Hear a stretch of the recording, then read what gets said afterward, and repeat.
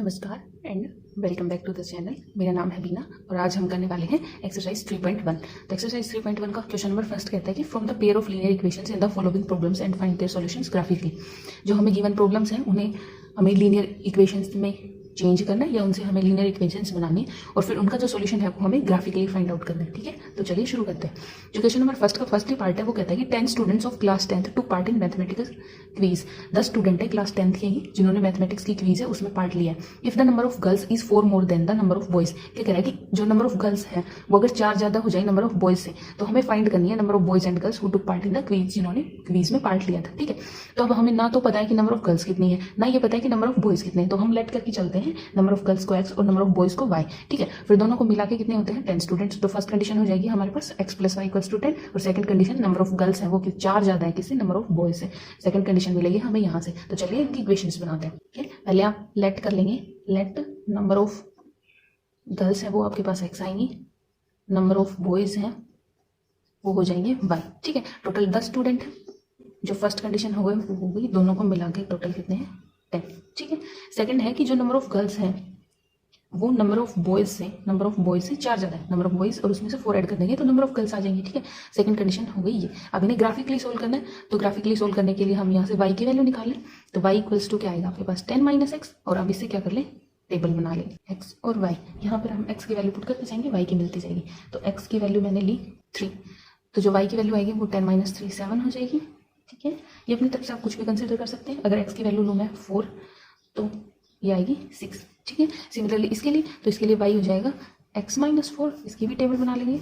जब आप x की वैल्यू यहाँ पर लेंगे 6 तो y क्या आएगा 6 माइनस 4 2।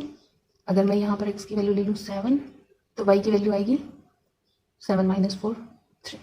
ठीक है, अब इनका ग्राफ ड्रॉ करेंगे 1 2 3 4 7 1 2 4 6 8 10। तो जब हम पॉइंट ड्रॉ करेंगे तो फर्स्ट पॉइंट है 3 और 7, तो x एक्सिस की वैल्यू 3 और यहाँ पे 7, ये इसके स्ट्रेट में ऐसे जाएंगे 7 आएगा इन दोनों के बीच में ये वाला पॉइंट। ठीक है, सेकंड पॉइंट है 4 और 6, x की वैल्यू 4, यहाँ से 6 यहाँ कुछ आएगा 4 मतलब ये वाला पॉइंट।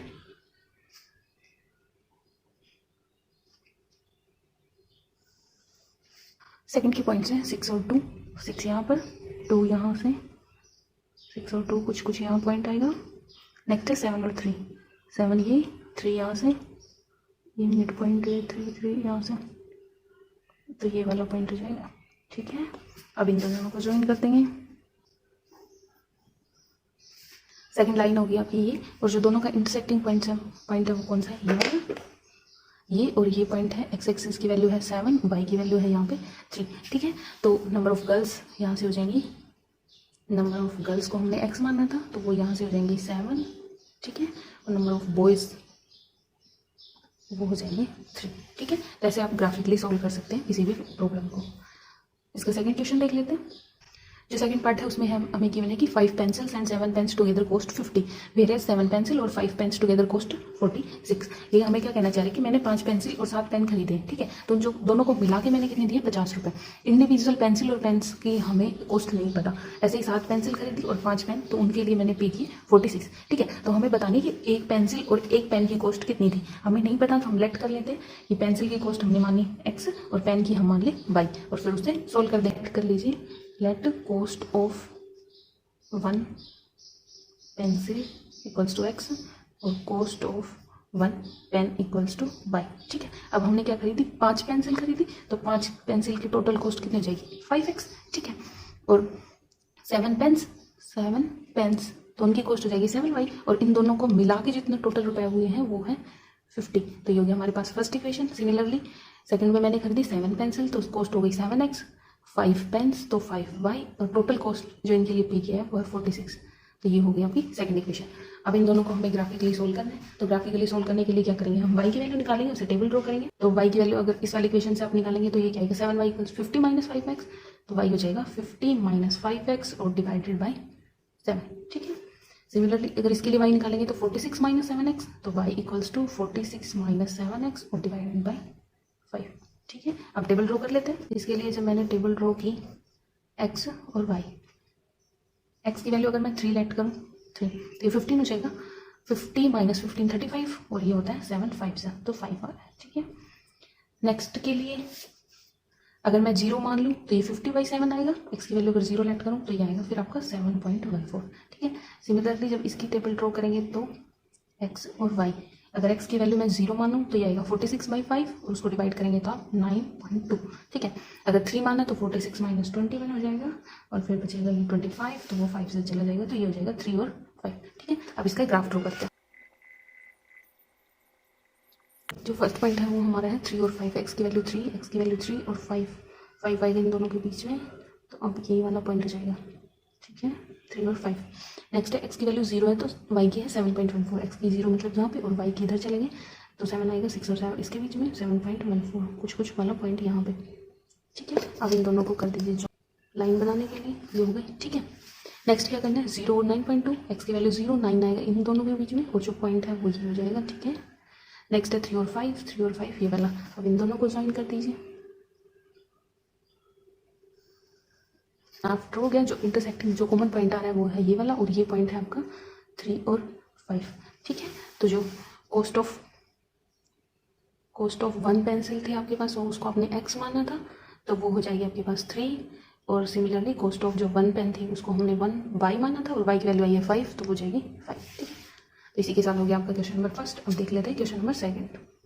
जो क्वेश्चन नंबर सेकंड है उसमें करना है आपको on comparing the ratios a1/a2 b1/b2 और c1/c2, ये रेशियो को कंपेयर करना है और फिर फाइंड करना है कि जो हमें गिवन है पेयर ऑफ लीनियर इक्वेशंस को वो इंटरसेक्ट करिए एक पॉइंट पे या पैरेलल है या कोइंसिडेंट है। ठीक है, तो चलिए शुरू करते हैं। अगर आपको याद हो तो मैंने आपको रिवाइज करवाया था कि अगर ये दोनों इक्वल नहीं होते हैं तो वो क्या होते हैं, उसके यूनिक सॉल्यूशन आते हैं, that means intersect at A point. अगर ये दोनों इक्वल है और तीसरे वाला इक्वल नहीं है, दैट मीन्स पैरेलल लाइंस होती हैं, और अगर तीनों इक्वल आते हैं तो वो होते हैं कोइंसिडेंट लाइंस। तो चलिए इनमें चेक करते हैं। तो जो फर्स्ट है पेयर वो ये वाला है, इनको अगर आप स्टैंडर्ड से कंपेयर करें, स्टैंडर्ड होती है a1x plus b1y plus c1 equals to 0, a2x plus b2y plus c2 equals to 0। ठीक है, तो यहाँ पे a1 हो गया आपके पास 5, b1 हो गया -4 और c1 हो गया 8। ऐसे ही a2 हो गया आपके पास 7, b2 हो गया आपके पास 6 और c2 हो गया -9।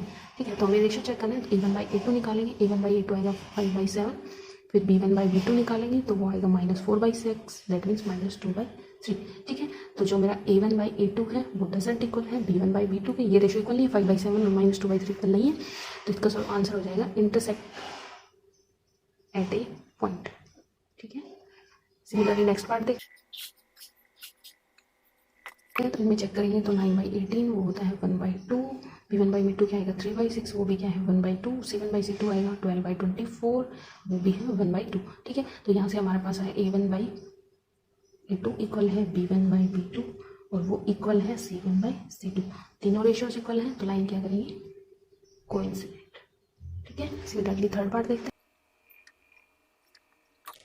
जो थर्ड पार्ट में इक्वेशंस गिवन है वो ये है, रेशियो निकालेंगे तो क्या आएगा 6/2 दैट मीन्स 3, सेकंड निकालेंगे वो क्या है -3/-1 कैंसिल इक्वल्स टू 3, और c1/c2 क्या आएगा 10/9। ठीक है, तो यहाँ से क्लियर हो गया कि a1/a2 वो इक्वल है b1/b2 के, बट डजंट इक्वल है c1/c2 के। तो ऐसे वाले केस में क्या बनती है पैरेलल लाइंस। ठीक है, इसी के साथ हो गया आपका question number second complete. Third देख लेते हैं। जो आपका क्वेश्चन नंबर थर्ड है उसमें कंपेयर करना है रेशियोज को और फिर फाइंड आउट करना है कि जो पेयर ऑफ लीनियर इक्वेशंस है वो कंसिस्टेंट है या इनकंसिस्टेंट है। ठीक है, अगर यूनिक सॉल्यूशन होते हैं, दैट मीन्स अगर इंटरसेक्टिंग लाइंस होती है या फिर कोइंसिडेंट लाइन होती है तो आते हैं कंसिस्टेंट सॉल्यूशन, और अगर पैरेलल लाइंस आते हैं दैट मीन्स नो सॉल्यूशन, तो वो होते हैं इनकंसिस्टेंट। तो हमें सिर्फ चेक करना है कि कंसिस्टेंट है या इनकंसिस्टेंट। 5 पार्ट से चेक कर लेते हैं। फर्स्ट पार्ट का हम रेशियो तो देखें तो a1/a2 वो है 3/2, नेक्स्ट b1/b2 है हमारे पास 2/-3। ठीक है, वो इक्वल नहीं है, a1/a2 doesn't equals to b1/b2, that means क्या आते हैं हमारे पास इंटरसेक्टिंग लाइंस यूनिक सॉल्यूशन, तो ये हो जाएगा आपका कंसिस्टेंट। सिर्फ इतना ही चेक करना है आपको। ठीक है, जो सेकंड है उसमें अगर हम रेशियो चेक करें तो ये है आपके पास 2/4, दैट मीन्स क्या हो जाएगा 1/2, b1/b2 आएगा -3/-6, माइनस से माइनस कैंसिल, ये भी 1/2, और जो थर्ड है वो आएगा आपके पास a1/a2, तो c1/c2। a1/a2 इक्वल है b1/b2 के, बट डजंट इक्वल्स टू है c1/c2 के। ये एक कंडीशन होती है पैरेलल लाइंस की, और पैरेलल लाइंस के होते हैं नो सॉल्यूशन, तो ये वाले केस में हो जाएगा इनकंसिस्टेंट। थर्ड पार्ट देखिए तो क्या आएगा 3/2 डिवाइडेड बाई 9, और इसके अपॉन में कुछ नहीं है तो 1 हो जाएगा, तो ये हो जाएगा 3/2 मल्टीप्लाई 1/9 कैंसिल, तो ये हो गया आपका 1/6। ठीक है, ऐसे ही क्या आएगा 5/3 मल्टीप्लाई -1/10, ये भी हो गया। ये है आपका 1/6 है, ये है आपका -1/6 है, ठीक है। तो ये इक्वल नहीं है, तो इंटरसेक्टिंग लाइंस तो क्या हो जाएगा, कंसिस्टेंट। नेक्स्ट पार्ट है उसमें 5/-10 है, दैट मीन्स -1/2। नेक्स्ट है फिर -3/6, वो भी -1/2। और जो नेक्स्ट है वो 11/-22, दैट मीन्स -1/2। A1/A2 भी, B1/B2 और C1/C2 तीनों इक्वल्स हैं, ठीक है। तो ये होती है कोइंसिडेंट लाइंस, और कोइंसिडेंट लाइंस के होते हैं इनफाइनाइट मेनी सॉल्यूशन, तो ये भी क्या हो जाएगा आपका, कंसिस्टेंट। नेक्स्ट पार्ट देखें तो यहाँ पे जो A1 है वो है आपका 4/3, A2 है आपका वो है 2, A2 है वो है आपका 2। सिमिलरली जो B1 है वो है आपका 2, B2 है वो है 3, C1 है वो है 8 और C2 है वो है 12, ठीक है। तो A1/A2 अगर मैं निकालूँ तो वो आएगा 4/3 मल्टीप्लाई में 1/2, 2 से 2 कैंसिल, आ गया 2/3, ठीक है। B1/B2 अगर आप निकालेंगे तो वो आएगा 2/3, C1/C2 निकालेंगे तो वो आएगा 8/12, 4 2 से 8, 4 3 से 12, 2/3। तो आपका A1/A2 है वो इक्वल आया है B1/B2 इक्वल आया है C1/C2, ठीक है। ये वाली कंडीशन होती है तो कौन सी लाइन्स बनती है, कोइंसिडेंट लाइन्स होती है वो, जैसे एक के ऊपर दूसरे वाली, तो इनमें हर पॉइंट कॉमन है तो इनकी बनते हैं इनफाइनाइट मेनी सॉल्यूशंस, ठीक है। और किसी भी इक्वेशन के अगर कोई सॉल्यूशन बन रहे हैं तो वो होती है कंसिस्टेंट। तो ये जो हमारा आंसर है हो जाएगा कंसिस्टेंट। तो आज की वीडियो के लिए इतना ही। जो इसका नेक्स्ट पोर्शन बच गया पार्ट सेकंड, वो हम देखेंगे नेक्स्ट वीडियो में। तब तक आप खुद से ट्राई कीजिए, कोई भी डाउट हो तो आप कमेंट बॉक्स में टाइप कर सकते हैं। Thanks for watching.